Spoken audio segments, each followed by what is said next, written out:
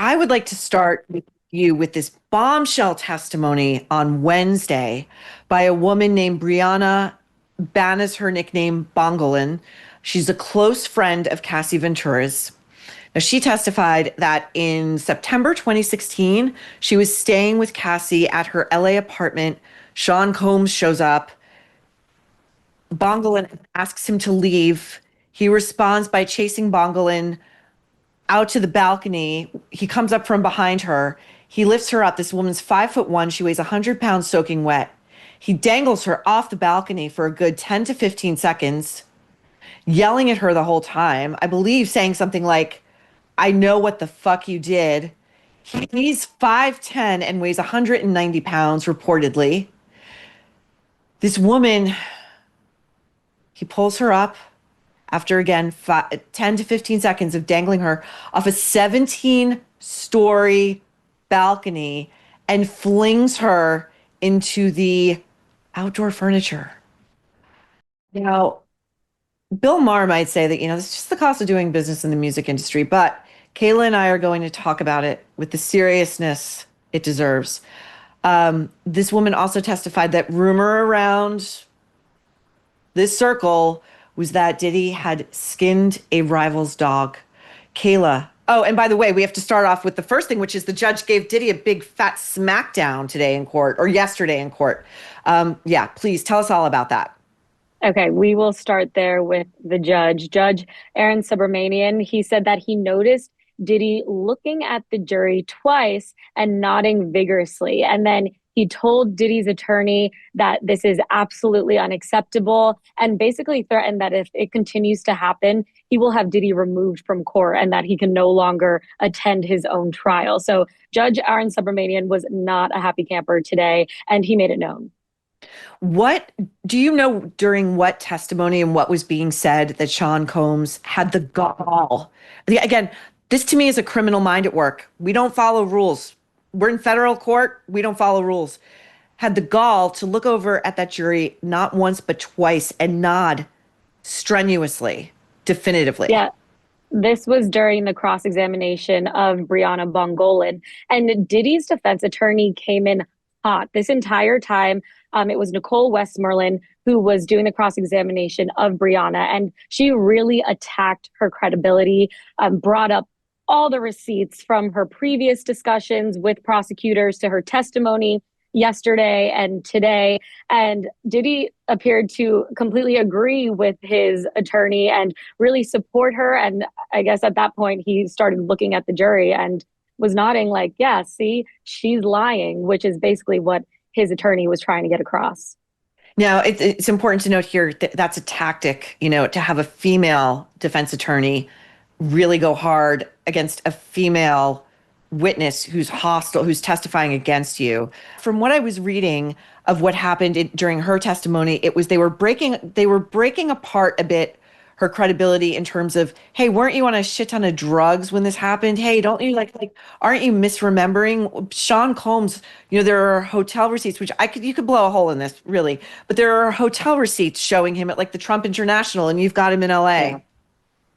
Yeah, that's exactly what they were saying. I mean, Bryana testified that she and Cassie would do a lot of drugs together, and she would even sell Cassie drugs. But what was really, their gotcha moment for the prosecution was that she had testified that this happened on or about September 26, 2016. But then at that time, the defense attorney brought out receipts showing that Diddy was in New York at the Trump International, and she showed his order, his room service. However, that was under the name Frank Black, which is an alias that Diddy uses often. And she asked, do you agree that people can't be in two places at once? To which point, Bryana said, I don't know. I mean, do they have video of him entering and exiting during this time period, or could this Well, have been that like? we have not seen. We've only seen, physical receipts is what was presented. We did not see video so far of Diddy on the other side of the U.S. Kayla, if the defense, well, the defense has yet, it's not their turn. Right now, it's the prosecution. But would the defense, if they had said video, would they not just show it during this woman's testimony to counter her claims? I mean, Nicole Westmoreland, Diddy's attorney, was bringing every receipt, but it was all, either text or testimony, from her previous conversations with the government or from her previous complaint. Now, this woman, Bryana, has sued Diddy for $10 million dollars, and she filed a complaint with all these details, including the rumor that Diddy skinned a dog, that this was something that she had heard. She didn't know if it was true, but that's what instilled the fear into her. So, like you said, it is going to be the defense team's time to, bring all their evidence forward. So I think maybe that is when they will start bringing videos, more photos, and things like that. Yeah, because there was visual evidence submitted in court of her bruises. Mm-hmm. She had a bruise on her leg that was, from what I've read, the size of a softball. Oh Uh, yeah, and you this was a saw it. It was presented in court, and I saw it yesterday in the courtroom. They put it on the screen, and you see it's a kind of zoomed in. It's of the back of her thigh, super dark bruise with kind of a dot in the middle. It showed her back with bandages on it. She said she went to the chiropractor. The chiropractor asked her, what happened, who did this, and she refused to answer. Again, what she said was out of fear. this is so interesting. When I was reading about the defense saying, well, we've got him booked at the Trump International in New York City, and we've got room service orders and text messages. I'm thinking, so what? Like, if half of this stuff is true, this guy's a criminal mastermind and he's just got some like low level employee hanging out there under his name. Like, by the way, I love this suit in Frank Black. Like, that's the name of the lead singer of the Pixies. And it makes me think, like, is Sean Combs a Pixies fan? Like, does he have a secret alt rocker inside? I mean, does he contains multitudes, I suppose. But this woman also. So again, like, I tend to believe these women. I don't know how you feel, Kayla, but like, if I have to get up and testify against Sean Combs, a man who more than one person has said that guy threatened my life. That guy threatened my family members. If I ever said anything, I would be terrified. There's no amount of money any lawsuit could possibly bring me that would make that worth it to me. She said on Well, the that's stand, what she right? said. Yeah. Yep. That's exactly Sorry. what she said, that she would give all the money back. She wouldn't want any millions, 1 million, 10 million, if she could reverse the damage that's been done. She said she wakes up, from nightmares and is very paranoid when she walks into her house. She looks around to make sure nobody's there. So she said, she's suing for $10 million dollars for justice, but there's no price on the pain that's been allegedly inflicted. I mean, I'm sure she still lives with chronic pain to this day. He dangled, and of course, the psychological trauma. He dangled her off, allegedly, a 17-story high balcony, which is a very favored tactic among a certain segment of the hip hop community. Suge Knight used to do this too. And when those rumors first began surfacing, I mean, this was like the baby days of the internet. It was kind of like, that is so wild. Could that possibly be true? And, we later learned it was pretty true. Yeah, you So, see it and, in movies. you see it in movies, you see it in, like, the mafia does it. It's a very, Yeah. there's this case that's about to blow up in New York City. Like, we're just beginning to learn the details, but this crypto guy was held hostage for like 2 weeks in like a $28 million downtown mansion. And he was dangled over a spiral staircase that looks like it probably was about 17 stories up. Like, it's the same kind of tactic. So, what was her demeanor when the prosecution was, when the defense was finished with her? Yeah, so she was very soft spoken. She, especially when she was describing the scene on the balcony, very soft spoken, very demure. She took pauses, and then when the defense came on and they started asking her, she was very short with her answers. A lot of things had to be repeated because you know they were trying to make her out to seem like a liar, and she could tell that that was happening. So it was a lot of, I don't know, I don't recall. She did sign immunity. She does have immunity for this. So, that means that anything she says on the stand, she can't be prosecuted for, because she did, admit to doing lots of drugs, to selling drugs. And Diddy's defense lawyer did say to her, if you lie on the stand, that immunity goes away. So, she was speaking with that in the back of her mind. And just very careful with her words. Kayla, can you talk a little bit about the testimony of someone named Mia? Oh yeah. Yeah, Mia, so she worked for Diddy for from 2009 to 2017. Mia is a pseudonym, so her identity hasn't been revealed. She's claimed that she was abused by Combs, both sexually, psychologically, and that there were moments, some of harrowing stories that she described, a trip in Turks and Caicos where she escaped with Cassie on a paddleboard in the ocean, and then a storm rolled in, and they had to decide, are we going to face Mother Nature, or are we going to go back to the beach and face Diddy? So these are the types of stories that we were hearing, and that she had to describe her job description. And in her job description, one of her duties was to stay in Diddy's line of sight, to not be out of his sight. So there was some harrowing testimony from Mia. I read that she testified that he once yelled at her for she was tasked with counting the money in his safe.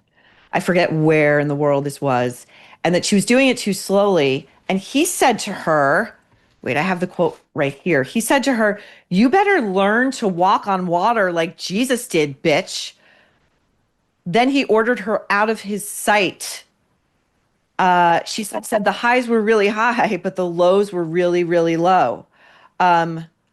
This is unbelievable. So she's testifying.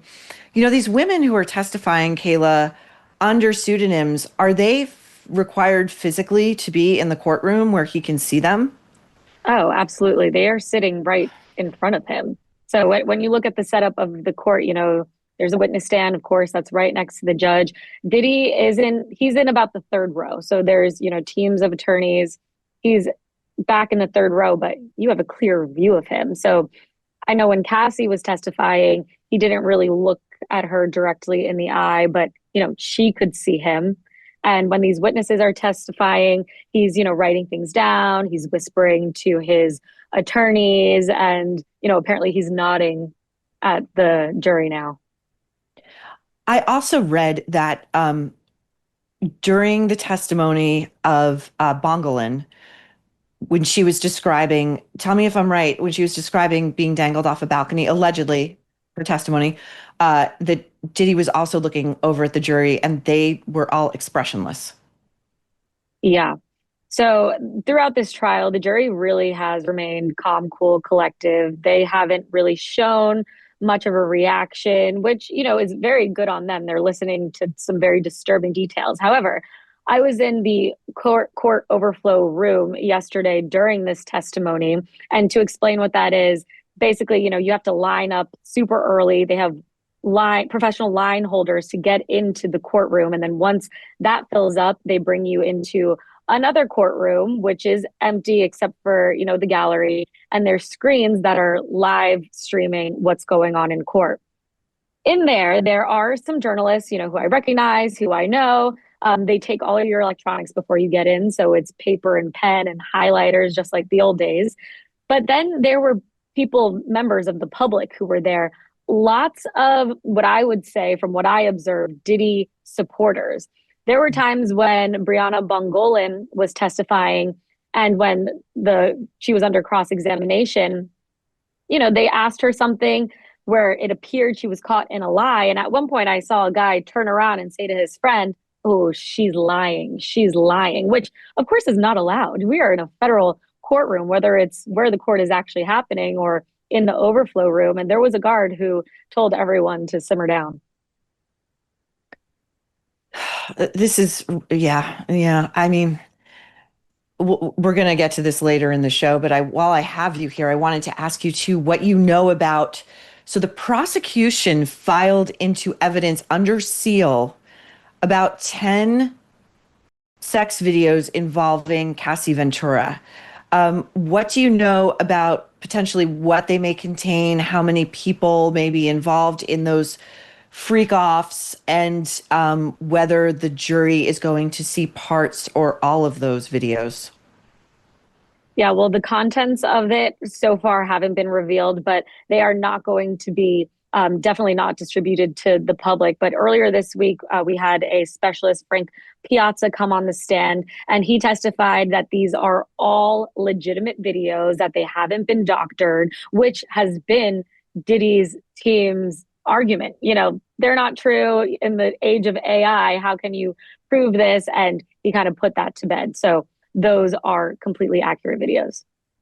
Yeah, I remember reading that about that testimony the other day and thinking, wow, this is going to be like really dry stuff for the jury to get through, but how important it is. He's alleging these are cheap fakes, deep fakes, AI, but it's not 50 Cent having fun, with some like AI videos of Sean Combs with Jeffrey Epstein or slugging some baby oil before he beds down in a federal penitentiary. What do you know, Kayla, before I let you go? Because I know you have to go, and I thank you so much for your time today. This is just incredible stuff. There's a woman, another pseudonym, Jane, who's allegedly another sexual assault victim of Sean Combs, who began her testimony yesterday afternoon. Yeah, so Jane took the stand again, a pseudonym. And she actually, we know that she's an influencer who has a child with one of Diddy's nemesis, a rival of Diddy. Of course, again, she is anonymous, so we don't exactly know who that is, but she testified, that she felt coerced into doing these freak offs and that Diddy actually paid her rent. So she felt like she had no choice but to participate Mhm. in these freak offs.